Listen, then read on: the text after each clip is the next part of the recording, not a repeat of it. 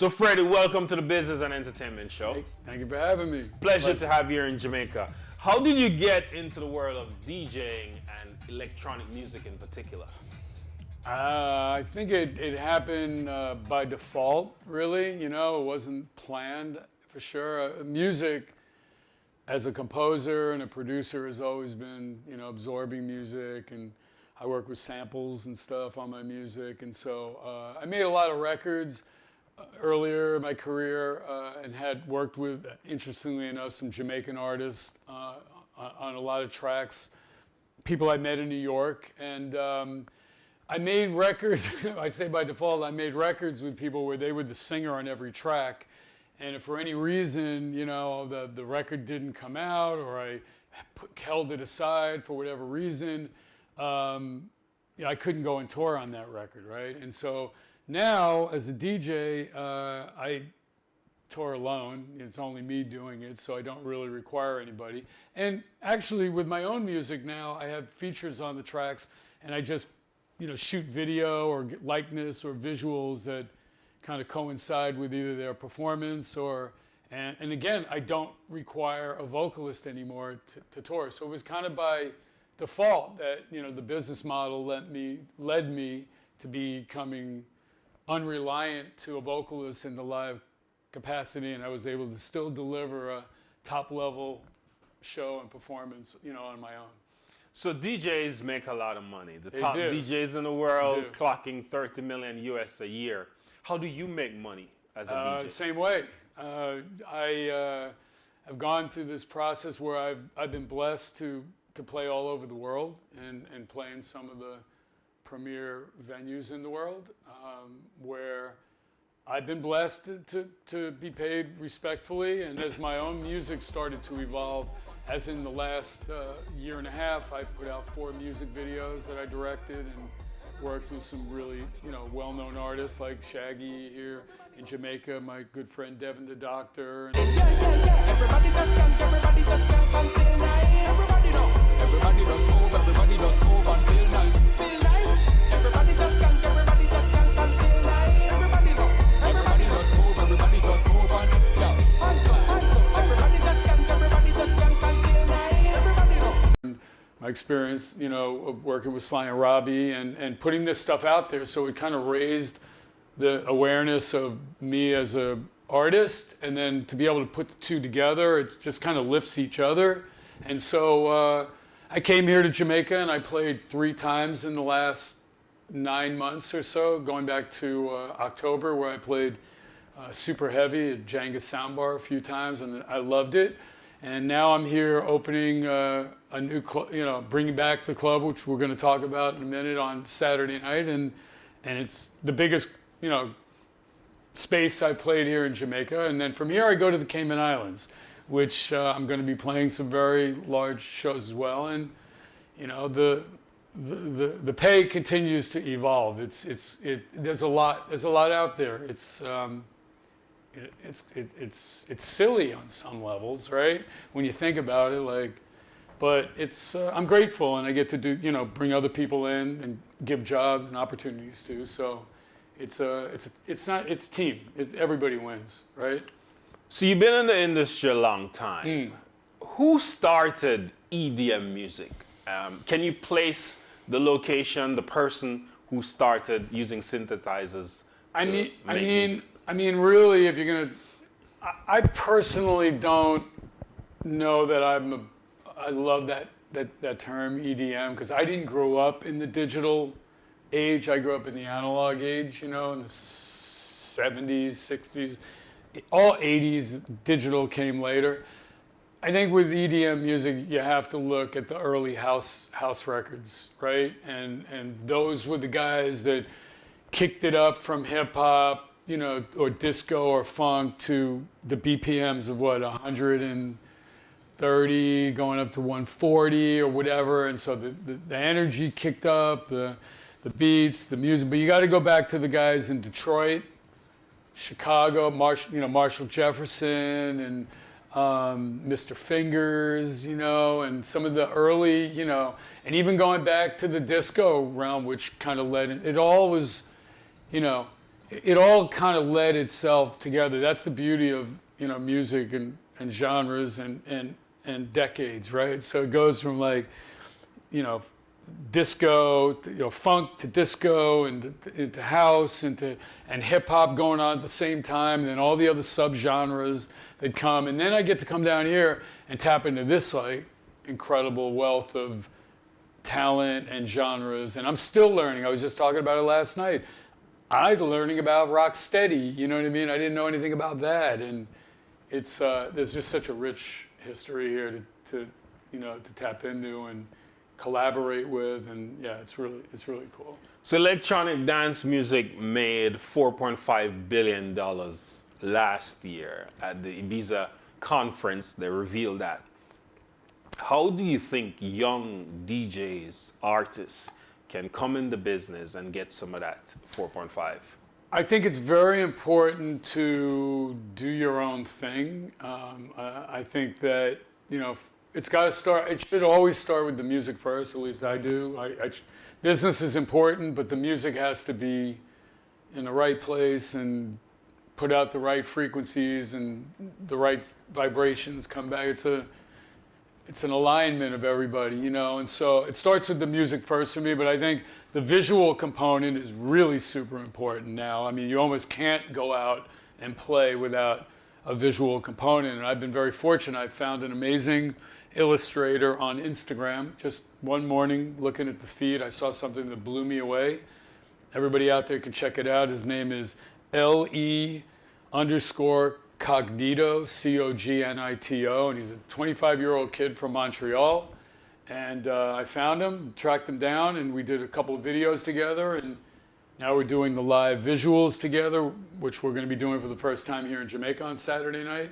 And he's incredible. We're starting a new company together that, you know, we've already taken on some clients, which I'm looking forward to talking about more in the near future as we get more into it. But it's got to be a combination of everything now. You can't just go and play the music. I mean, you can, you know, the music's always going to live, but I think it's just doing your own thing, man. Like, yeah, look at what everyone else is doing, but kind of just do you know what I mean? Like, that's where the individuality comes from, you know, I think.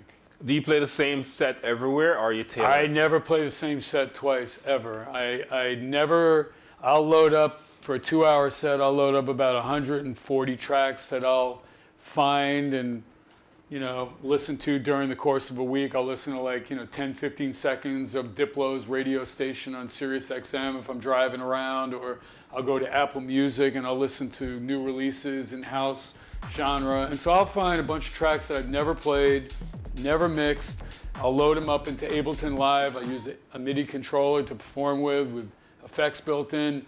And I have no idea what I'm gonna do. I never do the same thing twice. I never do the same mixes twice.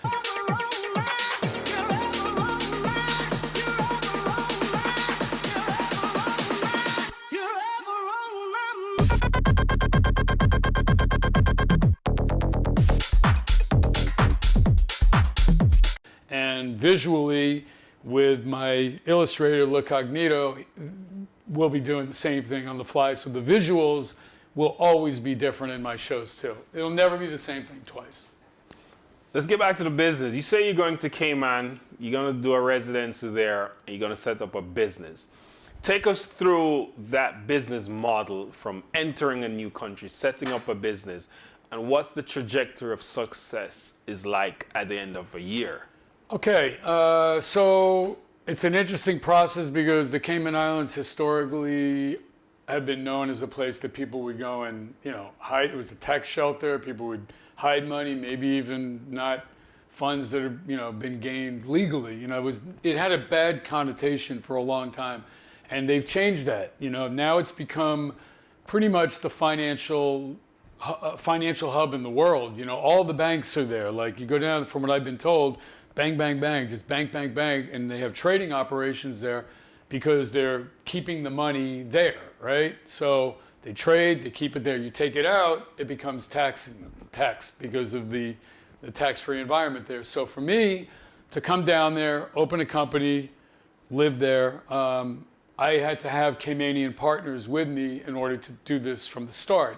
And you're required by the Caymanian law to have this relationship, and it also sets forth a very clear understanding of percentages right from the start. Like there's no negotiation in regards to how you start, right?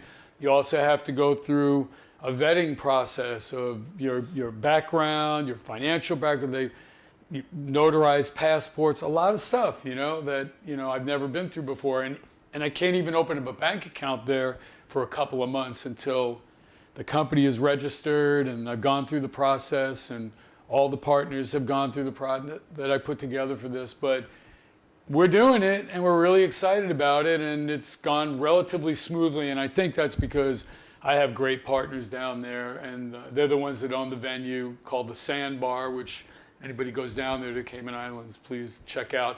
But in terms of going from that to the money side of it, I'm very fortunate. I have a great opportunity at this venue to make a substantial amount of money, and more than ever. And on a year, between now and the year, and I'm sure I'm undervaluing, it's 7 figures more, like it's crazy. Like one place. That's powerful. And it's a great place to set things off that you can then also take around the world. I'm doing an event called Vibrasphere, which I created on 11/17, and I'll do it every month there with other DJs coming in, and I'll play and visuals, and we'll take that on the road, and do other things there. So I found the right people. I was very lucky, but I think, there are opportunities like that in the world. There are people that want to do more, and I think, I'm all open for anybody that wants to pursue this, just to take it really seriously and realize, like, there's a lot of people doing it, and I think, like anything else, there's probably a small amount of really great ones doing it. So that's what you want to pursue and go after. Absolutely, I support that 100%. How do you find balance between that business sense and being an entrepreneur and being an inspired artist? Where do you find that? It's tough. I don't like to really do the business stuff. I mean, I'm comfortable here. This is a really cool show, and I don't think I've ever done business and entertainment together in a conversation. And normally, I just don't like to really, that's where managers and business managers and the attorneys are for. I just like to go about the business in a creative capacity because I visualize how I like what I can foresee. And so, like finding the kid on Instagram and, or who I want to work with on my tracks or whatever, or finding, other team people. And a lot of the people that I'm working with that are part of the team are here in Jamaica, which is really cool. So now that I'll be there, and I can be here within an hour, I plan to spend a lot of time here. I'm going into the studio again shortly to collaborate. So I don't know, I just kind of go about it, and I love these interviews. That's a great outlet for me to keep balance, a great place for me to sit and talk about stuff that maybe you don't get the opportunity to talk about elsewhere. So I don't know, you find balance, I exercise and a little meditation here and there, and just find balance, man. Keep it rocking. Smooth. My book, Cultural Capital to Financial Capital. Thank you. It covers how to use stuff from the culture and monetize it. Right. What are some of the things you see from an outsider's perspective that Jamaicans can use and monetize, whether in music, drama, art, food, whatever it is? What have you seen that's exploitable, that Jamaicans pass by every day, that can be monetized? Well, I mean, first of all, I think just looking at me as an artist and looking at the music industry here, it's not easy to make money here. You know what I mean? It's not, it's full of talent. It's rich with culture and history and some really cool venues, you know what I mean? But it's not easy, and I think that's the first thing that I want to see turn, you know what I mean? I'd like to start seeing, more brands involved down here and behind events and more productions. And like I said, I'll be doing it in the Caribbean now, in the Cayman Islands too. But that's what I really would like to see first. I would like to see artists getting opportunities, DJs getting opportunities. It's great to get access and come down here and play like I'm going to, and I have been. But I'd like to see more. And I think that you have to put attention on things. One of the things I would like to do is there's an event every year, several events around the world. Are you familiar with Global Citizen? I think there should be a Global Citizen Jamaica. And I know the people at Global Citizen, and I would like to talk to anybody else that wants to get together on that, because I think the music is so rich here that being done here and streamed out all over the world, that will be a game changer. What do you think about that? I feel that'd be really, really super cool. I can see that happening. Who are some of the artists you've worked with, and who would you want to work with? So as I mentioned previously, I've worked with Devin the Doctor. I met him through my friend Kaz, who was running Taxi Records then, and Devin had just done the album with Sly and Robbie that got nominated for the Grammy, and so I had worked with Sly and Robbie the year before, and then Kaz introduced me to Devin, and then for 7 years we went back and forth sending tracks. So finally, I brought him to LA for the video of the first single we did, and then we did 2 on my album. We're talking about doing some more. Obviously, I have Shaggy on the track. I have Sly and Robbie tracks that I've mentioned. I'm going to be working with Irie Soldier shortly. He's away on tour in the United States, and we're going to do a couple tracks when he gets back. A lot of different artists. I'm getting turned on to new artists that people here are turning me on to, so I'm learning about more stuff. There's a lot of legacy artists I'd like to work with. I told somebody last night, and I mean it, I would love to work with Shabba Ranks on something. I went, now they tell me he lives in New York. When I saw the Caribbean Music Awards, I wasn't familiar, but I really loved Ding Dong. That was awesome. Really, so I'm open to, female singers, dancehall artists, whatever, man. I make the music, and then, I arrange it and when I collaborate, they can write whatever I might sing, whatever, and I'll produce it out, mix it out with my engineers team, and put it out on my label, which is called Soon Recordings, which is an acronym representing how I make music. It's something out of nothing.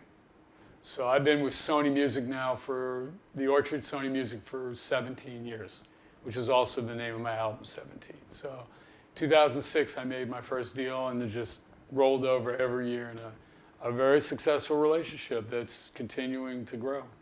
I know Orchard they release a lot of vinyls, right? They do. Well, it's a digital company. And it was actually the first, not to interrupt, it was the first digital company before there was iTunes and Apple Music. And so I made the deal with them in 2006, right out the box, for my first EP. And it just kept selling each year. And so the contract just kept renewing. And then about 7 or 8 years into my relationship with the Orchard, Sony Music bought it. And so it just kept getting bigger and evolving. And I started putting more music out. And I don't know, I might upstream and maybe go to Epic or Columbia, or I don't know. I have my own label. You said something casually there, though, that it just keeps selling. How does it keep selling? Because reggae has a selling problem. How does it keep selling, and how do you suggest reggae and dancehall apply those methods? I think the visual is important. I think it's always going to be important, whether it's in a live component or it's in a music video you're putting on YouTube, or a teaser that's going on Instagram that's also showing up on Facebook, and and whatever your platforms are, or Spotify, or whatever it is. I think the visual and pieces of the video, the visuals that you can place in different places to create awareness. A lot of people, think digital marketing is a very important thing. I agree, it is. I've kind of tested the waters by just putting videos up without any digital marketing. The one with Devin, we threw up and had 400,000 views in the first 2 days, with no digital marketing. So I'm kind of, learning about this stuff. My channel monetized in 1 year of over 1 million views. So I was like, okay, now I want to learn, get Instagram monetized, right? My Instagram went from 3,400 followers until I released my first single in 1/7/2022 and my first video, to a year and a half later, year and 3/4, it's now 64,000, right? And I still haven't spent any marketing dollars. So I'm just kind of letting it do its thing organically. I'm not like in a rush. I was never in a rush. I like a slow build. I think it gives you more sustain long term. And if the music, tracks I did 10 years ago that I'm re-upping now and putting out, and people are digging them, well, all right. Then at least we know we can, time is on our, it's on our side. You know what I mean? Like, and so I think I think when you break it all down, it's just always believe in yourself. Never doubt. Don't let anybody tell you, right? And just stay true to yourself. And if you've got skill, you're going to go there, right? It's about what? Like they say, like 10% skill and like 90% hard work, right? I don't know. What do you think about that? That's dope. We'll stop right there. Thank you so much, Bridget. How was that? Was that all right? That was wicked. That was wicked. Call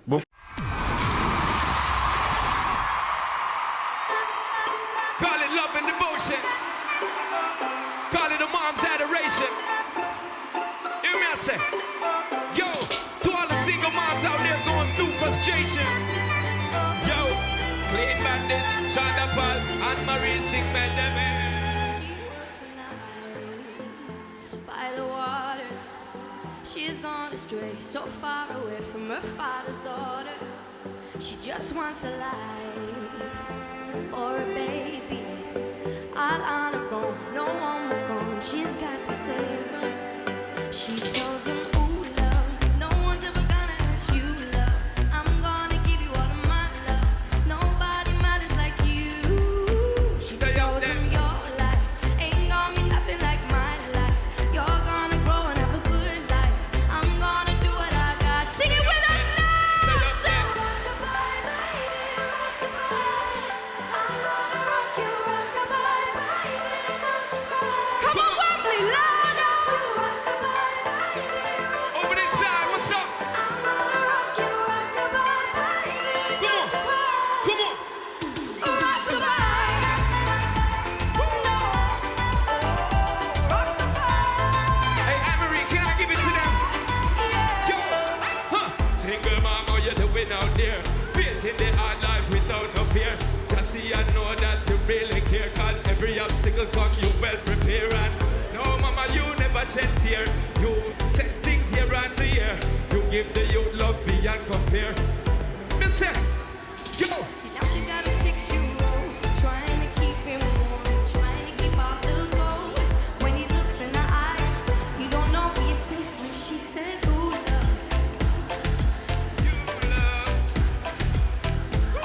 When he looks in her eyes, you don't know he's safe when she says, ooh, love. No one's ever gonna hurt you, love. I'm gonna give you all of my love. Nobody matters like you. So rock-a-bye, baby, rock-a-bye. Come on. I'm gonna rock you, rock-a-bye, baby, don't you cry. Somebody's got you, rock-a-bye, baby, rock-a-bye. I'm gonna rock you, rock-a-bye, baby, don't you cry. Come on. Rock-a-bye. No.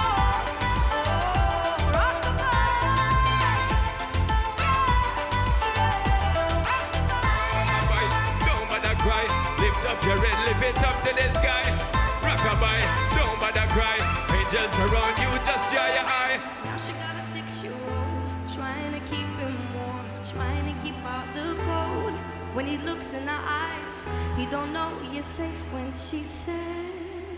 She tells him, ooh, love, no one's ever gonna hurt you, love. I'm gonna give you all of my love. Nobody matters like you.